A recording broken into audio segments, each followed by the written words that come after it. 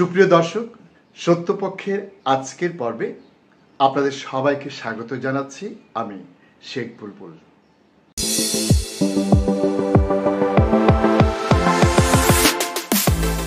প্রিয় দর্শক, আসুন শুরুতেই আমরা একটি ভিডিও ক্লিপ দেখে আসি।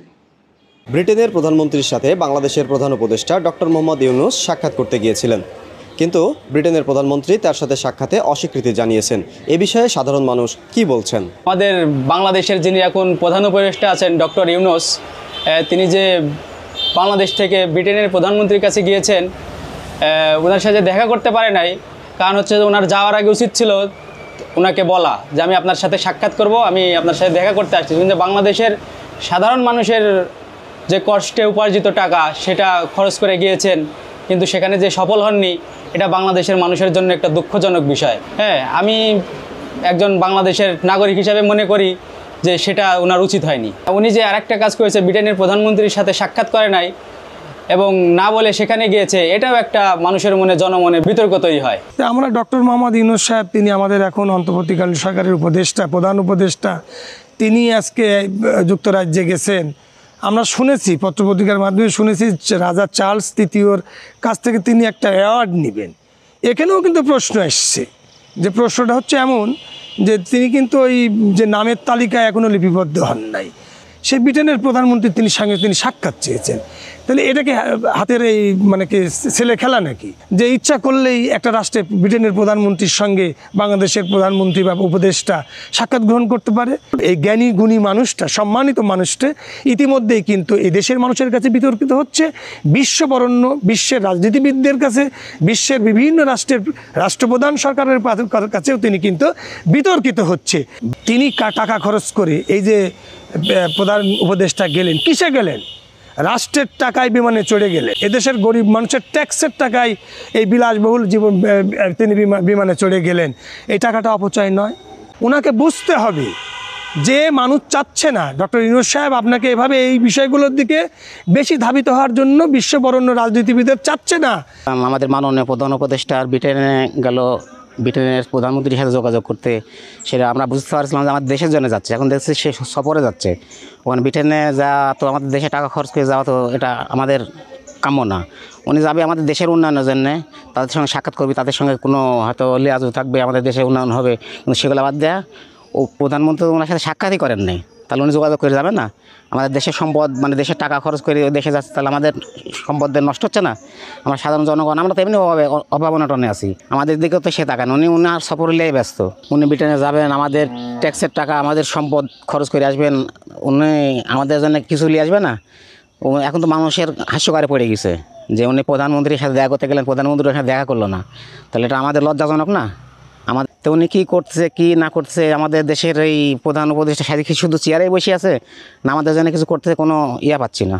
কিন্তু আমার দেশের রাষ্ট্রপ্রধান, প্রধান উপদেষ্টা ব্রিটেনের প্রধানমন্ত্রীর সাথে সাক্ষাৎ করতে গেছেন, তিনি কি তার সাথে যোগাযোগ করে বা বলে যায়নি যে আমি আপনার সাথে সাক্ষাৎ করতে আসতেছি? আমরা জানার মধ্যে যে একটি দেশের প্রধান আর একটা দেশের প্রধানের সাথে যদি সাক্ষাৎ করতে যায়, তাহলে তার সময়সূচি বা তার নির্ধারিত একটা সময় দেওয়া থাকে। কিন্তু এখন আমরা দেখতেছি যে এই দেশে টাকা খরচ করে আমাদের যে প্রধান উপদেষ্টা যে তার সাথে সাক্ষাৎ করতে গেছে, এখন শোনা যাচ্ছে যে সে দেশের প্রধানমন্ত্রী আমাদের দেশের রাষ্ট্রপ্রধানের সাথে সাক্ষাৎ করবে না। তাহলে আমরা কি বলবো? তাহলে আমাদের দেশের প্রধান উপদেষ্টা পাগল ছাড়া কিছুই না। কারণ দেশের সম্পদ ধ্বংস করে কেন সে দেশে সাক্ষাৎ করতে গেল? সে যদি সাক্ষাৎই না করবে তাহলে যাওয়ার দরকার কেন? আসলে একটা অযোগ্য লোককে আমরা বসাইছি। আমরা চাই অতি দ্রুতভাবে সে এই পথ থেকে সরে যাক এবং আমাদের দেশের সম্পদ জানি এভাবে আর নষ্ট না হয়, এটাই আমি চাই। প্রিয় দর্শক, আপনারা দেখলেন অপসাংবাদিকতা কিংবা হলুদ সাংবাদিকতা কাকে বলে। এখানে এই সাংবাদিক সাধারণ জনগণের নামে যাদের কাছ থেকে সাক্ষাৎকার নিয়েছেন তাদের সবারই এক কথা, ডক্টর ইউনূস দেশের অর্থ অপচয় করে লন্ডন সফরে গিয়ে দেশের চরম সর্বনাশ করেছেন। তাদের কথা শুনে মনে হয় এই ডক্টর ইউনূস ছাড়া অতীতে কেউই কখনো এভাবে বিদেশ সফরে যাননি। তারা তাদের বক্তব্যে লন্ডন সফরের মূল কেন্দ্রবিন্দু করেছেন ব্রিটিশ প্রধানমন্ত্রী কিয়ার স্টারমারের সাথে সাক্ষাৎকারের বিষয়টি। এই সাক্ষাৎকার প্রসঙ্গটি যে ডক্টর ইউনূসের একটি সূক্ষ্ম রাজনীতি, এটি তারা বুঝতেই পারেননি। তারা মোটা দাগে এটাকেই ফোকাস করেছেন। লন্ডন সফরের সবচেয়ে গুরুত্বপূর্ণ বিষয় আসলে তারেক রহমানের সাথে ডক্টর ইউনূসের বৈঠক। আমরা যদি একটু গভীরভাবে বিশ্লেষণ করি তাহলে দেখতে পাব ডক্টর ইউনূসের এই লন্ডন সফরের মূল যে অর্জন সেটি হচ্ছে বিএনপির ভারপ্রাপ্ত চেয়ারম্যান তারেক রহমানের সাথে তার সাক্ষাৎ। এই দেশের বর্তমানে যে সংকটটি সবচেয়ে বড় হয়ে উঠেছে, ওই সাক্ষাতের মধ্য দিয়ে হয়তো এই সংকটটি থেকে বাংলাদেশ বেরিয়ে আসবে।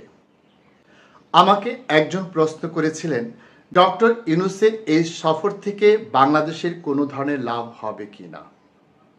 আমি তখন তার সেই জবাব দিতে পারিনি, তার কাছ থেকে কিছুটা সময় চেয়ে নিয়েছি। তারপর এ সংক্রান্ত বিভিন্ন তথ্য ঘেটে আমি যা দেখতে পারলাম তাতে মনে হচ্ছে এই সফরের সবচেয়ে বড় যে লাভ সেটি হচ্ছে তারেক রহমান এবং ডক্টর ইউনূসের বৈঠক। ইতিমধ্যে হয়তো একটি বিষয় নিয়ে বেশ প্রশ্নের জন্ম হয়েছে, সেটি হচ্ছে তিনি আগে থেকেই ব্রিটিশ প্রধানমন্ত্রীর সাথে শিডিউল ঠিক না করে সেখানে গিয়ে কেন তার সাক্ষাৎ চাইলেন।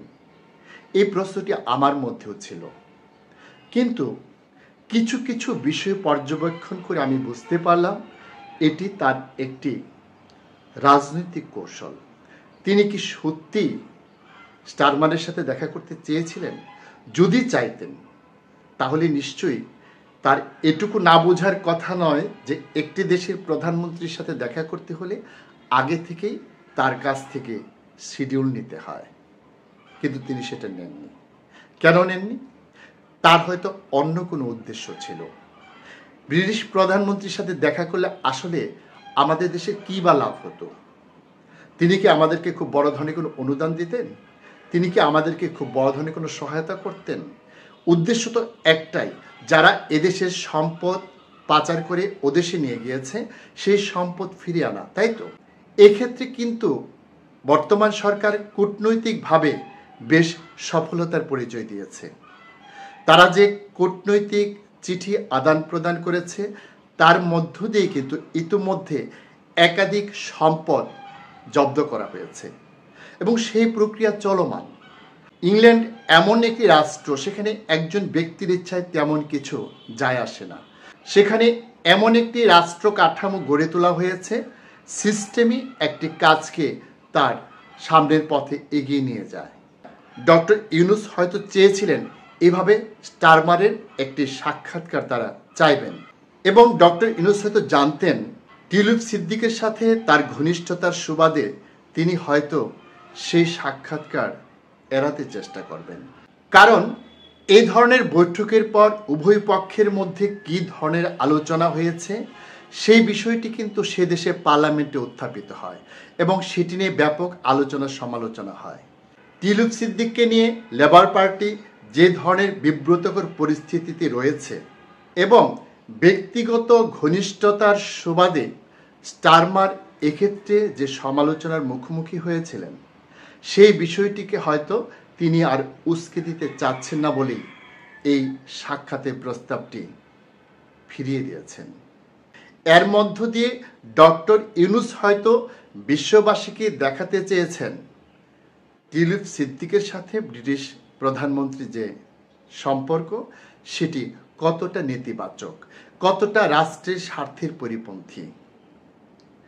এদিক থেকে তিনি হয়তো সেই দেশের রাজনীতিতে এক ধরনের পরোক্ষ প্রভাব বিস্তার করার চেষ্টা করেছেন। আসলে কি করেছেন আমরা জানি না, তবে এটি একটি সম্ভাব্য অনুমান। তা না হলে ডক্টর ইউনূসের মতো একজন আন্তর্জাতিক ব্যক্তিত্ব পূর্বে সাক্ষাৎকারের সময়সূচি ঠিক না করে এভাবে সেখানে গিয়ে তার সাথে সাক্ষাতের প্রস্তাবটি হয়তো দিতেন না। তাই যারা এই বিষয়টিকে পুঁজি করে অপসাংবাদিকতা করছেন, অপপ্রচার চালাচ্ছেন, তাদেরকে বলবো আপনারা আমাদের অতীত ইতিহাসটা একটু ঘেঁটে দেখুন। এই ধরনের সফরে আমাদের সাবেক রাষ্ট্রপ্রধানরা কিভাবে নিজের অসংখ্য দলীয় নেতাকর্মী এবং আত্মীয় স্বজনকে নিয়ে দিনের পর দিন বিদেশে অবস্থান করে রাষ্ট্রীয় অর্থ অপচয় করেছেন। ডক্টর ইউনূসের সাথে তার পরিবারের কজন সদস্য গিয়েছেন, তার কতজন ভক্তনুরাগে গিয়েছেন। যারা গিয়েছেন তারা তো সরকারি কর্মকর্তা কর্মচারী, এদেশে থাকলেও তো তাদের পেছনে অর্থ ব্যয় হতো, আর সেখানে গিয়েও হয়তো তার চেয়ে কিছুটা বেশি অর্থ ব্যয় হচ্ছে। এই জন্য অপচয়টা আপনারা কোথায় দেখলেন? ডক্টর ইউনূস বিমান ভাড়া দিয়ে রাষ্ট্রে অর্থ অপচয় করেছেন কত টাকা আমরা কি জানি না?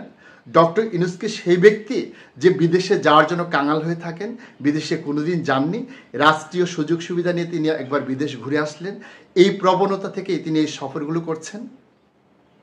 তাকে তো বিভিন্ন দেশের বিভিন্ন সংস্থা বক্তৃতার জন্য সমস্ত যাতায়াত খরচ এবং থাকা খাওয়ার খরচ দিয়ে বারবার বিদেশে নিয়ে গেছেন। তার তো পৃথিবীর বহু দেশ দেখা, বহু দেশে তিনি কাজ করেছেন। তিনি তাহলে কেন একজন কাঙালের মতো সরকারি অর্থ অপচয় করে ব্রিটেনে যাওয়ার চেষ্টা করবেন? এটি কি খুবই যুক্তিযুক্ত কথা? হয়তো কেউ এদেশের মানুষের সাধারণ যে আবেগ, সেই আবেগের সুযোগ নিয়ে এই কথাগুলো ছড়িয়ে দিচ্ছেন। মূলত এই কথাগুলো ছড়িয়ে দিয়ে ডক্টর ইউনূসকে বিব্রত করার চেষ্টা করা হচ্ছে না। আমরা জানি ডক্টর ইউনূস এই সফরে তারেক রহমানের সাথে বৈঠকের মধ্য দিয়ে যদি একটি সমঝোতায় পৌঁছতে পারেন, সেটি ব্রিটিশ প্রধানমন্ত্রীর কাছ থেকে যে কোনো প্রতিশ্রুতি আদায়ের চেয়েও অনেক অনেক গুণে বাংলাদেশের জন্য লাভজনক হবে। সুপ্রিয় দর্শক, আজকের মতো এখানেই শেষ করছি। আপনারা সবাই ভালো থাকুন, সুস্থ থাকুন। আল্লাহ হাফেজ।